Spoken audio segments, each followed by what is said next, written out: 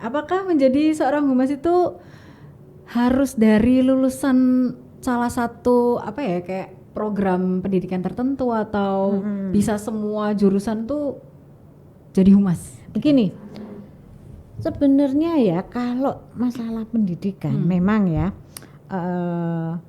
yang dilatih, ilmu yang banyak diberikan itu mungkin di Fakultas Komunikasi ya. Ya betul. Ya, seperti itu. Itu banyak dilatih untuk menjalin komunikasi dan sebagainya ya toh. Memang itu mungkin lebih diutamakan ya. Tetapi bukan berarti menutup kemungkinan yang lain. Nah, Ya kan? ini kalau misal terjadi sebuah masalah yang mengikut sertakan nama instansi misalnya, apa humas ini juga ikut turun tangan atau ikut mengendalikan apa ya, ikut turun tangan gitu untuk apa mengkoordinir apa atau apa gitu. Humas itu fungsinya adalah menjaga image, menjaga ya, membangun dan menjaga. Yang lebih susah atau berat ya itu adalah mempertahankan suatu citra lembaga, image suatu lembaga. Kenapa? Karena image ini kaitannya ke trust, kepercayaan seseorang.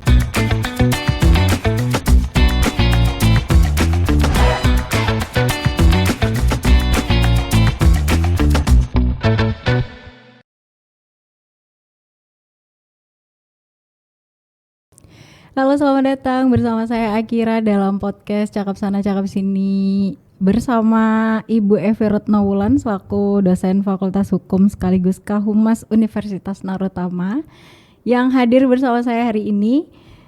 Selamat datang dulu. Mungkin halo.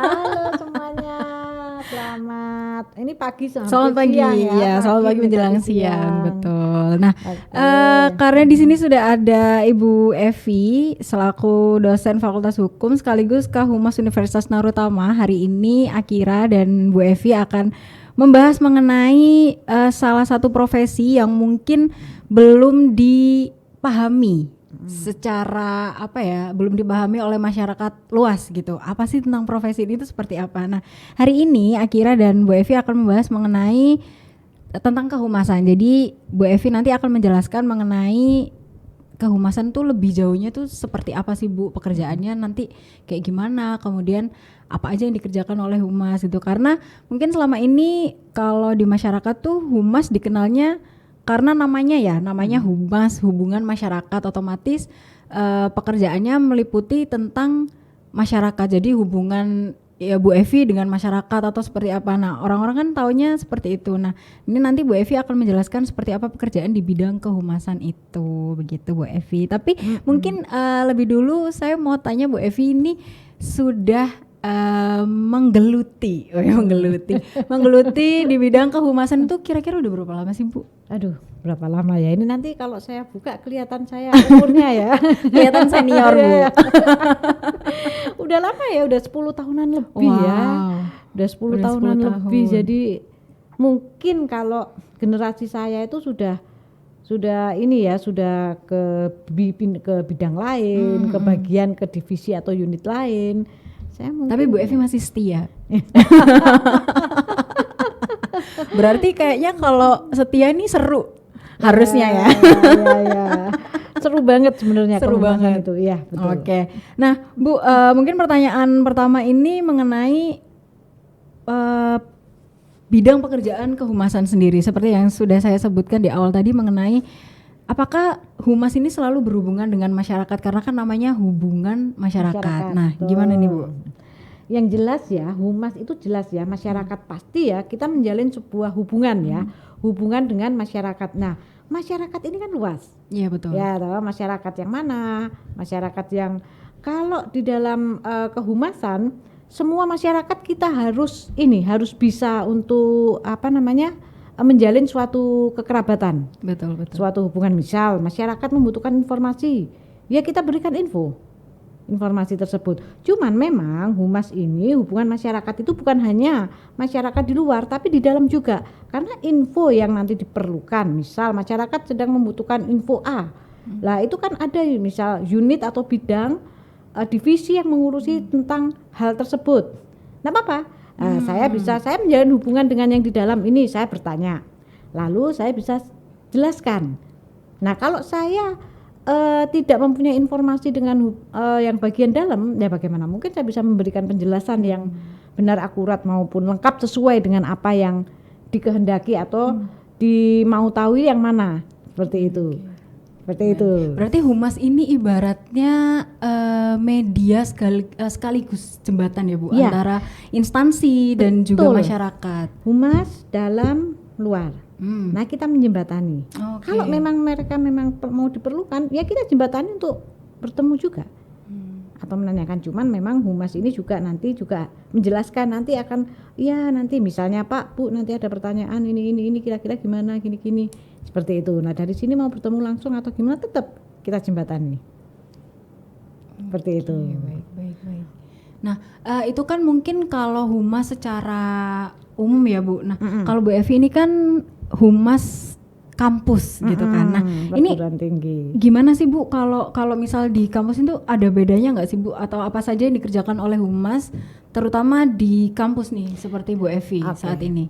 Begini, sebenarnya humas secara garis besar itu ya, maupun humas hotel, humas perguruan tinggi, humas mana, fondasinya adalah sama, kita menjalin suatu hubungan ya kan dengan masyarakat. Cuman yang membedakan adalah masing-masing ini kan punya program sendiri-sendiri. Betul. Iya kan? Pertanyaannya pun juga pasti berbeda. Misal kalau di kampus pertanyaannya ya pasti seputar tentang dunia kampus, pendidikan. Iya, kalau di hotel ya mungkin apa seputar yang hotel punya program, fasilitasnya apa aja begitu. Betul, seperti itu. Tapi secara general sama yang dilakukan, kita menjalin hubungan dengan masyarakat. Sama sebenarnya. Jadi kalau misalnya dari pihak, misalnya yang di pihak humas instansi atau humas hotel, ya otomatis yang ditanyakan, misal saya mau menanyakan tentang hotel tersebut, ya kan, kemarin ada tamu ini seperti ini, kira-kira ini kan bisa. Nah itu kalau humasnya kemarin ada permasalahan di ini, misal nih contoh ya, seperti itu. Oke, baik. Nah Bu, ini kan kalau misal di ruang apa ya, seperti saat ini kita berdua kan lagi ada di sebuah media gitu kan, di kantor harian Surya gitu. Nah kalau misal ngomongin humas dan juga media ini kan sebenarnya mereka ibaratnya kayak satu tim ya Bu. Nah, jadi humas juga butuh teman-teman media juga butuh humas. Nah biasanya nih Bu, selama Bu Evi berprofesi sebagai humas itu apa aja Bu yang dilakukan? Misalnya kayak ibaratnya Ibu ada informasi nih dari kampus, kemudian Bu Evi mengolah, kemudian nanti akan disebarkan ke teman-teman media. Itu gimana Bu? Maksudnya cara ngolahnya, Ibu memilah mana yang bagus, mana yang enggak, mana kalau misal kurang bagus apa perlu dipoles lagi. Nah, itu gimana Bu? Jadi begini ya, kehumasan. Jadi humas sendiri pun juga sebenarnya harus menguasai, harus memahami apa itu jurnalistik. Oke. Karakteristik teman-teman media atau teman-teman wartawan itu bagaimana? Seperti itu. Jadi humas sendiri juga harus mempunyai keahlian ataupun keterampilan ya. Contoh, ini saya kasih contoh supaya mudah dipahami ya. Misal kalau dalam suatu kampus ada acara wisuda. Acara wisuda kalau mau kita share ke teman-teman, kita infokan ke teman-teman media, besok ada acara wisuda, datang ya, cuman wisuda gitu aja, tanpa diimbangi dengan jumlah mahasiswa yang diwisuda. Tapi kalau sebenarnya jumlah mahasiswa yang diwisuda itu hal yang umum. Kita cari, kalau humas itu harus mencari kira-kira newsnya di mana, keunikannya di mana.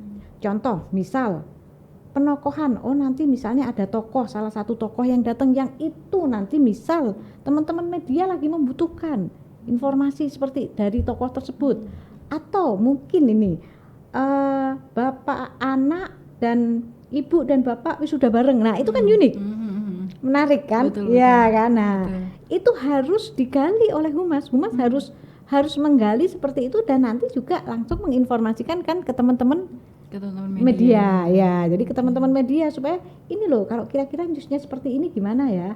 Itu kalau jadi memang harus ada kedekatan juga, jangan cuman kalau perlunya aja, kalau enggak ya tidak menghubungi, tidak say hi. Nah seperti itu. Jadi menjalin interpersonal communication itu juga diperlukan sebenarnya. Jadi bukan hanya kalau perlunya aja ke sini, kalau enggak terus enggak ada hubungan, enggak ada say hi, enggak seperti itu. Ya, karena memang sebenarnya bukan bawahan, bukan enggak, tapi partner. Nah, itu sebenarnya dibilang partner. Partner itu harus bisa saling memahami. Nah, memahami itu kan kalau saya jadi teman media itu bagaimana? Kalau kita sendiri dipahami, kita kan pasti akan suka. Betul. Iya kan? Misalnya, oh iya gini, oh iya wartawan kan biasanya seperti ini. Iya, gimana kalau kita ketemu jam segini? Kita udah tahu. Teman-teman media itu longgarnya jam berapa, terus biasanya dunia mereka itu gimana, kita kenali. Sehingga ketika kita berbaur, kita menjalin interpersonal communication itu terbentuk dengan dengan nyaman. Mereka tidak ada perbedaan. Kalau misalnya saya dengan teman-teman media, saya menempatkan diri saya bukan sebagai dosen, tapi saya masuk ke dunia media. Sehingga saya ngomongnya pun juga nyambung, juga enak, juga berbaur dengan supaya dunia klop mereka. gitu ya, Bu? Iya, betul. Seperti itu. Tadi Bu Evi sempat menyinggung mengenai hubungan interpersonal antara humas dan juga teman-teman media. Nah, biasanya tuh sejauh apa sih, Bu? Karena kan kayak takut untuk ada batasan, tentu tetap ada batasan kan antara hubungan relasi antara humas dan juga teman-teman media, tapi sejauh apa gitu Bu untuk supaya interpersonal ini tetap terbangun tapi tetap ada batasan yang membedakan bahwa ini rekan kerja, ini apa, nah supaya maksudnya tidak mengganggu waktu satu dan lainnya begitu Bu. Ya kalau batasan di mana-mana juga tetap ya harus di ini. Cuman memang pengibaratannya begini, antara teman kerja, teman dekat itu kan harus ada batasan juga. Ya betul. Iya kan. Nah logikanya memang seperti itu batasannya. Jadi begini, pembatasan itu batasan bukan batasan dalam arti yang terus kalau saya misalnya batasan mengganggu pekerjaan gitu. Nah, bukan seperti itu. Batasan ini ibaratnya logika saja. Kalau misalnya saya ketemu dengan teman-teman media, mungkin batasannya atau media, batasannya ya nggak terlalu hal-hal yang menanyakan hal-hal yang private baik, seperti itu. Ya hanya sekedar gimana perkembangan gini, bagaimana ini ngobrol. Dunia mereka itu misal saya ketemu dengan teman-teman wartawan ekonomi misal atau wartawan pendidikan atau wartawan kriminal, saya akan mengasah tentang sekarang ini yang lagi kekinian apa untuk buka. Sebagai bahan untuk diskusi. Kemarin tuh saya baca di ini dunia mereka itu.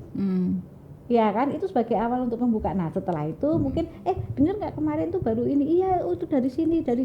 Oh iya kan, mereka juga pasti kenal dengan teman-teman wartawan dari yang lainnya juga kan. Betul. Nah kabarnya Mas ini gimana? Oh iya kemarin ketemu Mbak di sini gini. Nah akan tergali cerita. Baik. Itu. Karena ini saya curhat dikit ya Bu. Banyak juga nggak apa-apa kok. Jadi kalau selama ini saat kerja itu biasanya saya misal berhubungan juga kan misal dengan humas gitu. Kemudian hubungan saya dengan humas ini cuman sebatas kalau misal ada acara datang, kemudian kami ngobrol di lokasi, udah sebatas itu aja. Tapi ada juga teman-teman yang mungkin sampai sampai nongkrong, sampai merayakan ulang tahun bersama itu. Kalau saya yang dulu kalau saya yang dulu tuh kok sejauh ini ya hubungannya, maksudnya sejauh sampai merayakan ulang tahun. Karena kalau buat saya ya udah kamu ngobrol aja di lokasi, maksudnya tetap say hi, tetap akrab, tetap apa, itu sebenarnya juga membangun interpersonal dengan teman-teman rekan-rekan yang lain. Nah apakah seperti itu aja juga boleh atau mungkin bisa sampai yang lainnya Bu sampai nongkrong sampai apa kayak gitu? Sebenarnya begini, kalau misalnya saya kembalikan lagi ya ke Mbak Akira, kalau misalnya pada waktu acara itu menjalin kekerabatan itu hanya pada saat di lokasi, sementara Di situ mungkin bukan hanya, nggak akan mungkin bisa menjalin interpersonal dengan leluasa ya. Oke, Karena baik. satu waktu kerja, Mm. jam kerja. Belum juga nanti ada beberapa teman-teman media juga yang banyak. Iya kan? Oke, baik. Nah, di situ kan akhirnya bukan interpersonal. Hmm. Iya toh. Interpersonal itu harus suasananya enak, nyaman. Kita ngomong bisa luas, tidak hanya sebatas itu.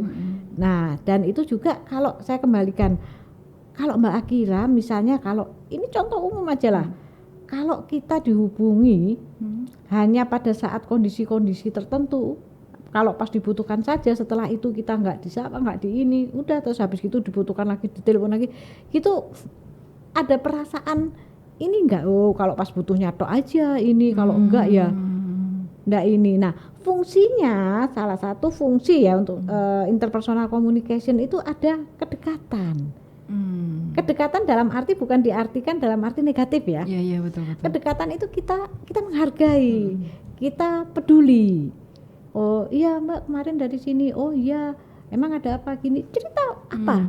Kalau memang saya bisa memberikan saran masukan, ya sudah, saya beri saran masukan seperti itu semampu saya. Nah, itu interpersonal communication-nya terbentuk sambil ngobrol. Ngobrol pun juga luas, dan bukan hanya dengan satu orang, mungkin ada 3 atau 4.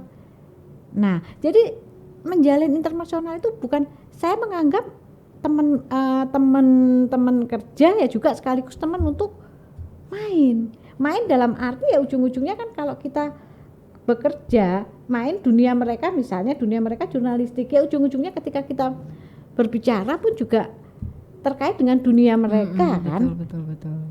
Ya seperti itu. Baik. Jadi luas yang dibahas seperti itu. Oke, baik. Ini saya juga banyak belajar nih dari Bu Evi nih untuk kedepannya. Nah, Bu, ngobrolin soal humas ini. Apakah menjadi seorang humas itu harus dari lulusan salah satu apa ya, kayak program pendidikan tertentu, atau bisa semua jurusan tuh jadi humas? Begini, sebenarnya ya kalau masalah pendidikan memang ya yang dilatih, ilmu yang banyak diberikan itu mungkin di Fakultas Komunikasi ya. Ya, betul. Seperti itu. Itu banyak dilatih untuk menjalin komunikasi dan sebagainya ya toh. Memang itu mungkin lebih diutamakan ya. Tetapi bukan berarti menutup kemungkinan yang lain. Nah, Ya kan? Kalau yang lain, contohnya saya sendiri background saya juga dari sarjana hukum ya. Tapi memang saya dari dulu menyukai dunia komunikasi. oke. Saya menyukai dunia komunikasi, saya mau belajar, nah seperti itu. Tapi basicnya saya menyukai dunia komunikasi. Tinggal saya baca-baca sambil saya ketemu dengan teman-teman media seperti itu. Dan jadi pada intinya itu selain memang ya fondasi keilmuan itu juga perlu. Tapi menurut saya nih ya, menurut saya 70% ilmu itu di lapangan. Oh iya, betul. betul. Tetap fondasi teori dan sebagainya itu sebagai fondasi pijakan rumusan ya. Contohnya nih A kuadrat tambah B kuadrat sama dengan C kuadrat. Itu sebagai ketika ada masalah dikembalikan lagi ke rumus itu ya kan, dikembalikan lagi ke ini. Cuman ilmu yang di masalah ini kan luas, macam-macam. Tapi tetap fondasi itu diperlukan. Disesuaikan dengan fondasi apa fondasinya. Pakem, kita jangan lepas pakem. Pakem itu ya itu ilmu ya. Ilmu kita harus teori dan pakem itu harus kita kuasai. Cuma nanti penerapannya 70% itu ya ilmu luas nanti. Oh ternyata begini, itu ada banyak hal yang itu tidak ada di dalam teori sebenarnya. Oke. Dalam ini yang dipelajari itu nanti di lapangan itu akan dilatih, ditempa dan sebagainya. Macam-macam, luas. Oh ternyata begini toh, kalau begini. Oh ternyata harus juga menguasai selain strategi komunikasi tentang psikolog. Jadi ketika kita untuk memahami karakteristik seseorang itu kaitannya kayak gimana ya gitu. Okay. Seperti itu. Jadi kita bisa ketika orang seperti ini saya harus seperti ini. Oh seperti ini, bukan berarti terus kita harus berpura-pura, tidak. Hanya kita hanya paham. Ketika orang saya atau Mbak Akira kalau dipahami kan seneng kan? Iya, Iya kan, seneng jadinya. Seneng. Oh iya Mbak Akira hobinya apa? Misal ini contoh nih, contoh menjalin interpersonal. Anggaplah hobi saya makan, Bu. Oke, membuka. Biasanya orang bingung, duduk diem-dieman. Ngapain ya? Ngomong apa ya? Bukanya bingung. Halo, tadi kan Mbak Akira dari mana nih? Dari sini. Oh tadi dari kantin ya. Wah makanannya apa aja, enak enggak ya? Kalau Mbak Akira makanan udah kebuka. Lewat makanan tadi. Iya, kebetulan Nanti masuk. cobain ya Bu di Iya, toko ini. iya kan. Nah itu udah Betul. membuka akhirnya. Nah itu komunikasinya memang harus luas sih.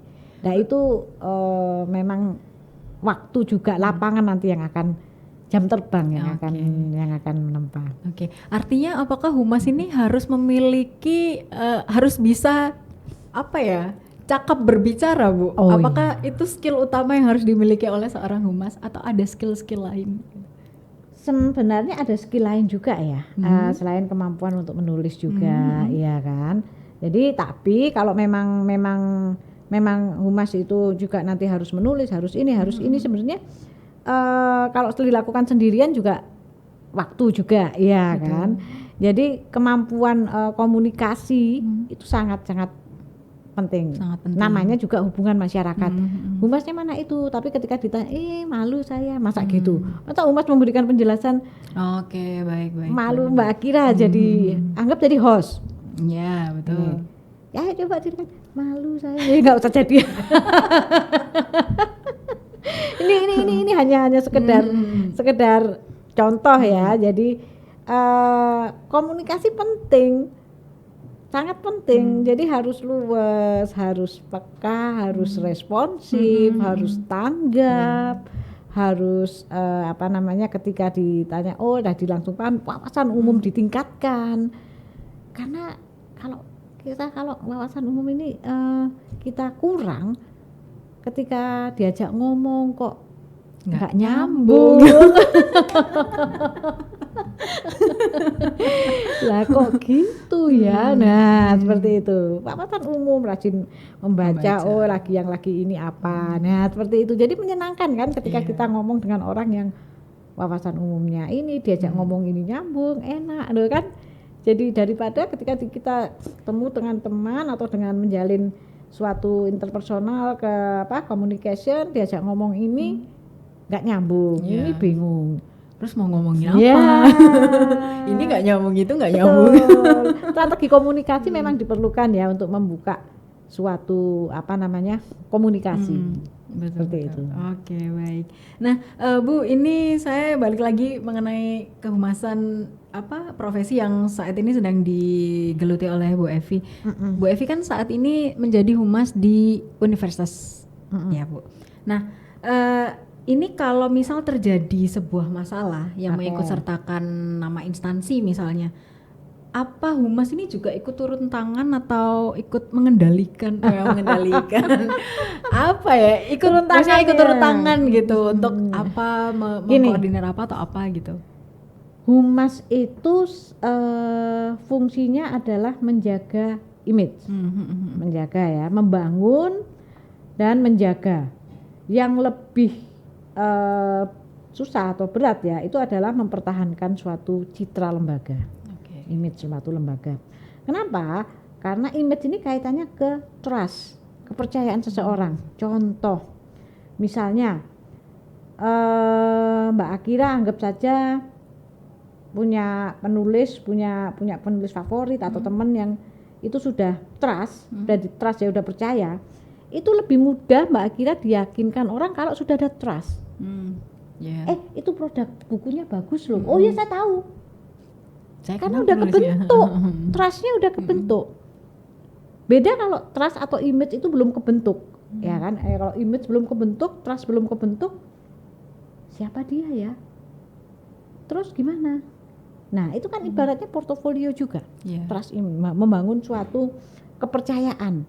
Nah kalau kepercayaan masyarakat atau publik sudah terbentuk ya, Nah, otomatis ketika kita memberikan program-program yang lain, misalnya nih kerjasama dengan marketing atau apa, marketing bisa memberikan penjelasan gini-gini, oh iya mereka udah kebentuk trustnya. Tapi kalau trust itu belum kebentuk, susah nanti juga. Pasti akan butuh effort yang lebih ya.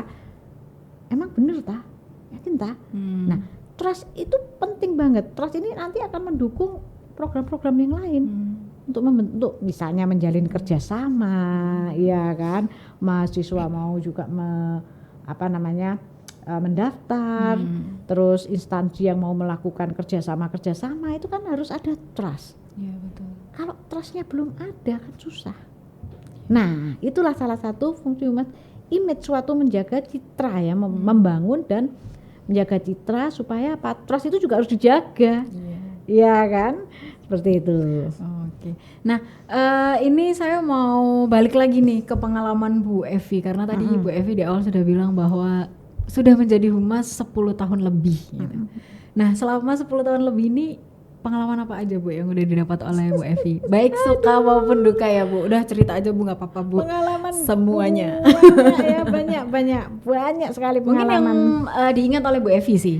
Jadi pengalaman saya itu yang paling ingat ini seru ya. Ini sebenarnya kejadian seru ya. Ini zaman generasi saya. Kalau sekarang kan generasi IT ya.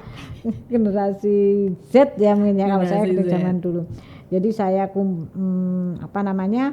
waktu itu ada acara di luar yang itu memang saya ikut gitu sebagai humas ya kan. Yeah.